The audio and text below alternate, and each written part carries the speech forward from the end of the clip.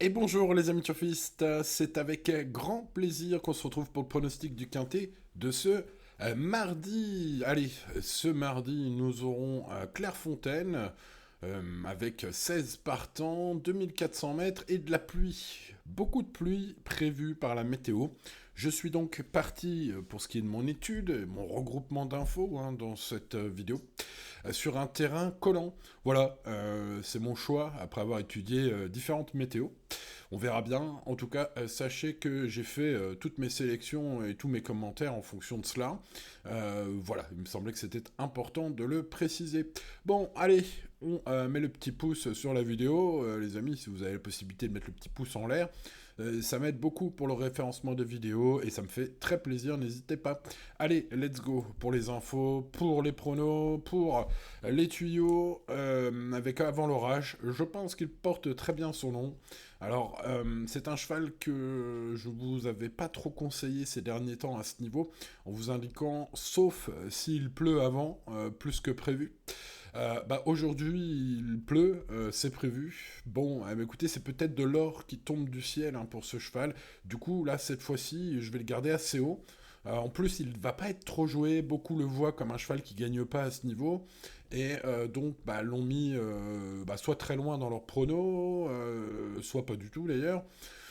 Moi, je pense qu'il faut le mettre aujourd'hui, c'est mon avis. Allez, on passe au numéro 2, Britannia, qui s'est imposé avec autorité récemment sur ce parcours. Alors, malgré une pénalisation logique, elle garde quelques moyens, on va s'en méfier pour les places, vu sa grande régularité. Le gros hic aujourd'hui, c'est le terrain. Voilà, n'y a jamais couru, tout simplement. C'est une fille de Close of Star. Alors, bon, ça peut aller aussi. Bref, il y a du pour, il y a du contre. Au papier, c'est quand même très très bien sur ces lignes, évidemment. François Rohaut sur Equidia n'est pas négatif. Voilà, François Rohaut qui n'est pas vraiment un entraîneur qui donne des avis très souvent d'une part. D'autre part, quand il donne un avis, il est rarement très chaud ou à l'inverse peu confiant. En général, il est toujours un peu au milieu. Là, je dirais qu'il est un petit peu plus qu'au milieu, sachez-le, voilà, dans son interview donnée à Equidia. Bon, passons au numéro 3, Kalaoun. J'adore cette candidature. Je pense que c'est un favori logique aujourd'hui. D'ailleurs, Jean-René Dubos qui croit. Vous savez, Jean-René Dubos, c'est l'assistant de Jean-Claude Rouget. Bon, le rallongement, ça me semble pas être un problème vu ses ultimes courses. Vu ses ultimes courses aussi, le terrain souple ne devrait pas être un problème. Bon, voilà, en théorie, ce numéro 3 a des chances de jouer les premiers rôles aujourd'hui. Passons au numéro 4, Quest for Magic. C'est la grande forme, une victoire sur 3000 mètres la dernière fois. Auparavant, il y avait une victoire sur 2005, donc la distance des 2004 du jour ne devrait pas déranger. La piste collante sera son terrain de jeu préféré, vu ses perfs. Voilà, alors évidemment, là il y a le poids qui est revu à la hausse, mais ses limites sont encore inconnues, c'est pourquoi je vais garder ce 4. Je n'ai pas gardé le 5, Zen, qui n'a pas été convaincant dernièrement, derrière deux concurrents qu'on retrouve ce mardi. La ligne précédente à Moulin était pas si mauvaise, puisque même si le lot globalement était quand même assez mauvais lors de sa victoire, il faut le dire, le deuxième a toutefois gagné depuis à Nancy, là il y a 3 jours.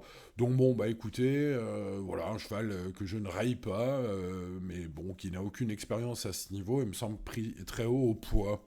Passons au numéro 6, Princesse Amour. C'est une chance très régulière, vu sa régularité. Évidemment, sur l'ultime sortie dans le quintet référence du prix de Longchamp, la propulse parmi les grandes favorites ce mardi à Clairefontaine. Voilà, proche d'une victoire, tout terrain, il y a des raisons d'y croire, même si avec ce cheval, ce qu'il faut avant tout, c'est un bon déroulement de course. Mais si tel est le cas, ce 6 peut participer à l'emballage final, bien sûr. Passons au numéro 7, Flashman, qui a bien fini dernièrement. Il reste en forme selon Alex Pantal sur Génie Course. Sachez-le. Alors même en courant rapproché, il a les moyens de confirmer ses bonnes dispositions, probablement. Tout va se jouer au parcours pour ce numéro 7, qui me semble pas avoir trop de marge, qui est attentiste. Alors l'hippodrome du jour est plutôt avantageux pour les chevaux attentistes. Certains tenteront peut-être ce numéro 7, qui est très loin d'être un interdit. Gérard Terborch, la dernière fois, était conseillé en bonne confiance dans ma vidéo. Ce numéro 8 a fait le taf, il a fait 3ème, servant de bonne base de quintet. Alors, il tire un peu dans les parcours. Il y a plus de mètres aujourd'hui. Donc, soit vous gardez l'impression visuelle et sa ligne de la dernière fois et vous gardez ce numéro 8 en très grande confiance. vu sa ligne, hein, évidemment. Soit vous êtes un peu plus circonspect sur le tracé du jour et le fait qu'il peut tirer, ce qui peut un peu peut-être l'embêter. Alors, ceci dit, Antoine Hamelin est bien au courant, hein. D'ailleurs, c'est lui, hein, qui confie que le cheval tire durant le parcours, hein, dans son interview sur Equidia. Donc, écoutez, voilà, il est prévenu, un homme averti en vaut deux, comme on dit. Donc, ce 8 est une chance régulière, tout bien pesé, hein. Passons au numéro 9, Deo Data. Alors, méfiance avec ce numéro 9, hein, l'écurie évidemment redoutable chez les jeunes, notamment 3 ans, hein, de Francis-Henri Graffard, bien sûr qu'on ne présente plus. C'est une fille de Churchill, ici, qui s'est imposée à La Roche-Posay et qui semble, vu sa deuxième place précédente, on va dire, en remontant un peu dans le temps, qui était en piste assouplie, très très bien lunée lorsque les pistes sont assouplies, hein, justement, hein. Donc, ce mardi, ça va être le cas, elle devrait être servie. Évidemment, là, tout a prouvé à ce niveau. Hein, on monte très sérieusement de catégorie aujourd'hui avec ce numéro 9, mais bon, là, je crois quand même qu'il faut s'en méfier. Passons au numéro 10, The Aurora. The Aurora, qui n'a pas été revu depuis 3 mois, pourtant annoncé en forme par Dalibor Torok. Ce numéro 10, une info qui pourrait être incroyable. Tiens, d'ailleurs, en parlant d'infos incroyables, j'espère que vous en avez profité dimanche, hein. Mon tocard du jour, allez revoir la vidéo si vous voulez. Écoutez bien tout ce que je dis au cours de la vidéo sur le gagnant du quintet de dimanche, qui était mon tocard du jour d'ailleurs, hein. Voilà. Comme quoi les infos des pistes, hein, parfois c'est assez incroyable. Alors ça pourrait l'être encore avec ce numéro 10. Alors je l'ai pas gardé en tocard du jour aujourd'hui parce que sa ligne de Wissembourg, hein, c'est très très light. Maintenant le cheval a été jugé digne de participer à une listed en juillet avant sa pause, et puis donc je le disais, le professionnel, hein, Dalibor Torok, son entraîneur, est chaud, hein. Voilà, il pense que sa pouliche peut intégrer le quintet plus gagnant si le parcours est favorable, dans son interview sur Génie Course, hein. Donc voilà, peut-être encore une belle info dénichée par votre pronostiqueur préféré. Passons au numéro 11. Alors moi, pour ma part, je mettrai aujourd'hui ce 10 dans les champs réduits seulement, hein. On passe 11. Mistress, qui a bien couru pour sa rentrée derrière Ramsey en terrain très souple. Ramsey qu'on retrouve plus bas, hein, dans le tableau des partants aujourd'hui. Bon, malgré un numéro en dehors, on rappellera quand même que Mistress, c'est une Guyon Ferland Vertémère, hein. Bon, voilà. Donc on va vraiment s'en méfier, d'autant plus que Christophe Ferland est loin d'être négatif dans son interview sur Equidia. Ouais, ses limites sont inconnues au final, hein, ce cheval. On peut s'en méfier, semble sur la montante, hein. Passons au 12, Karisha, qui peut faire l'objet d'un jeu en champ réduit, enfin dans le champ réduit. En tout cas, une chose est sûre, elle adore les pistes collantes. Voilà, va être servi ce cheval-là, malgré un break de 65 jours. Voilà, elle risque de manquer, hein, sachez-le, selon son coach. Donc là, les infos des pistes sont pas très positives pour ce numéro 12.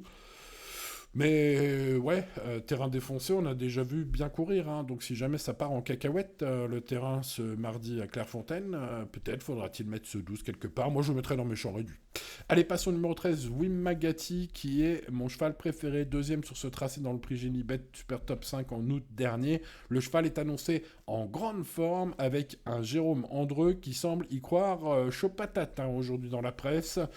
Elle peut jouer la victoire, hein, si tout se passe bien ce mardi, selon lui. Eh bien, écoutez, vu sa victoire en piste lourde à Lyon et ses lignes gagnantes de l'été à Clairefontaine, au papier, ça semble corroborer les propos de son attachant entraîneur. Bref, pour toutes ces raisons, ce 13 est mon préféré. Espérons que ce numéro 13 nous porte chance.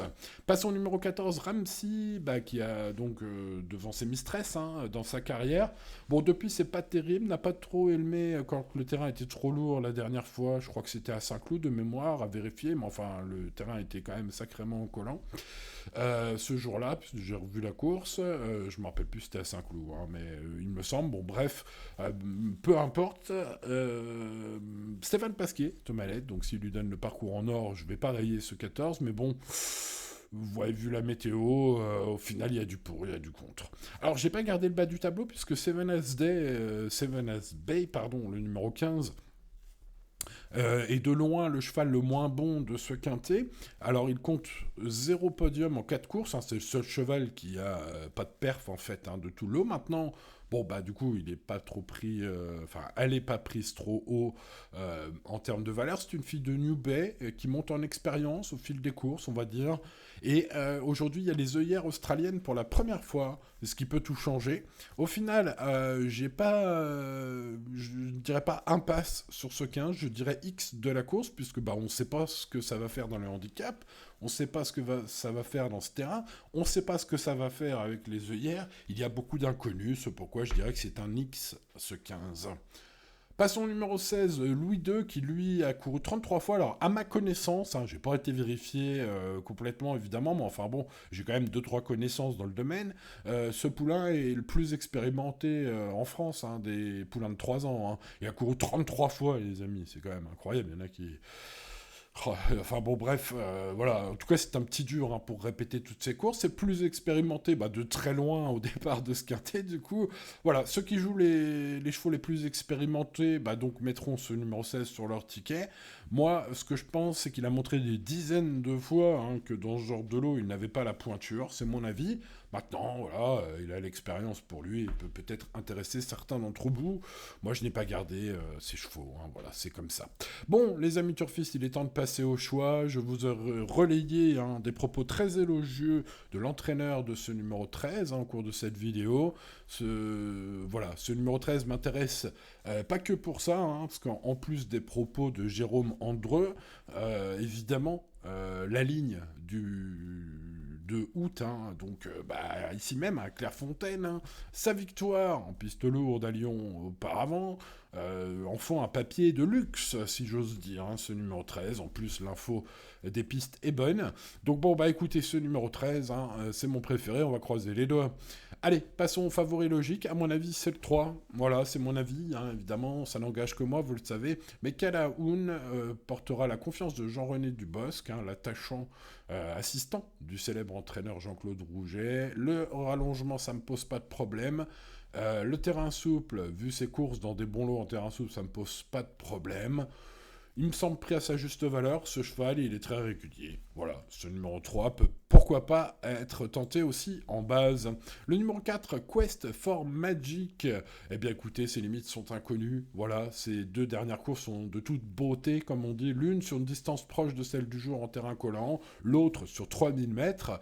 C'était long, il a de la tenue, ce numéro 4, et il en faudra aujourd'hui, vu la météo, à Clairefontaine ce mardi. Bref, il a quelques bons atouts, même si évidemment, vu ses victoires récentes, le poids, le handicapeur commence à essayer de le rattraper, ce numéro 4. Est-ce qu'il va y arriver ?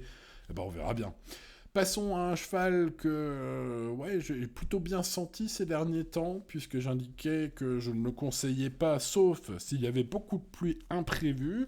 Eh bien, il n'a pas eu beaucoup de pluie imprévue ces derniers temps. Par contre, aujourd'hui, la pluie est prévue, et avant l'orage, porte peut-être très très bien son nom. Ce numéro 1, ça pourrait être la belle trouvaille de mon prono. Je rappelle que mon tocard du jour a gagné dimanche à une cote astronomique. Je crois qu'il y avait 30 contre 1 au PMU. Je crois qu'il y avait 60 contre 1, plus de 60 contre 1 sur The Turf. Pour mon tocard du jour qui s'est imposé dimanche, je vous invite à aller revoir mon prono de dimanche et comment j'ai mis en avant notamment l'info des pistes sur ce cheval ce jour-là, donc dimanche dernier. Alors voilà, vous voyez, on travaille sur chacun de mes choix. J'essaye vraiment de faire au mieux, les amis turfistes. N'oubliez pas le petit pouce sur la vidéo d'ailleurs, ou de vous abonner à cette chaîne. Si c'est pas encore fait, ce serait fou. Mais sait-on jamais, vérifiez-le. Bon, bref, revenons à nos chevaux 13, 3, 4 et 1. Vous l'avez compris.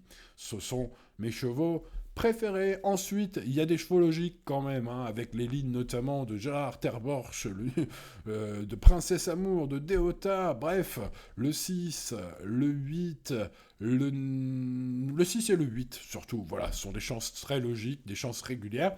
Ensuite, on mettra le 9 Deota, qui semble très bien s'accommoder des pistes souples et qui vient de gagner, qui dépend d'une écurie évidemment redoutable de Francis-Henri Graffard. Continuons avec Mistress, le numéro 11. Bon, là, en parlant d'entourage redoutable, Guyon, Ferland, Vertemer, tout est dit ou presque, sur ce numéro 11. Ensuite, bah, là, on parle des champs réduits, hein, évidemment, les amis turfistes. Hein. Mais je rajouterai Britannia dans mon champ réduit, le numéro 2. On verra bien ce que ça donne dans ce terrain, ça reste une inconnue. Et puis, je rajouterai quand même si The Aurora pour l'info des pistes, hein, Dalibor Torok, avec ce numéro 10. Et puis le 12, Karisha, même si là, pour le coup, Mauricio Del Sanchez n'y croit pas trop. Moi, je m'en méfie surtout si le terrain est défoncé. Donc ça, c'est vraiment des très grosses cotes, 10 et 12. Hein. Voilà, à mettre dans des champs réduits. Hein. Voilà, on va rester raisonnable en termes de mise, les amis turfistes, puisque l'indice de confiance est seulement de 4 sur 10. Donc, bien sûr, on joue responsablement comme tous les jours. Voilà, les amis turfistes, je pense vous avoir tout dit, ou presque, bien sûr, hein, pour le quintet de ce mardi. En tout cas, pour le reste, dernière minute, hein, le matin, ce mardi matin, ça se passe bien sûr sur le VIP. Vous connaissez maintenant, donc je vous donne bien sûr rendez-vous ce mardi. Si vous êtes de la partie, bah, bienvenue à vous. Et bonne chance à vous pour ce mardi. Et bien sûr, demain pour de nouvelles aventures. Allez, les amis turfistes, c'était Simon. Ciao, ciao.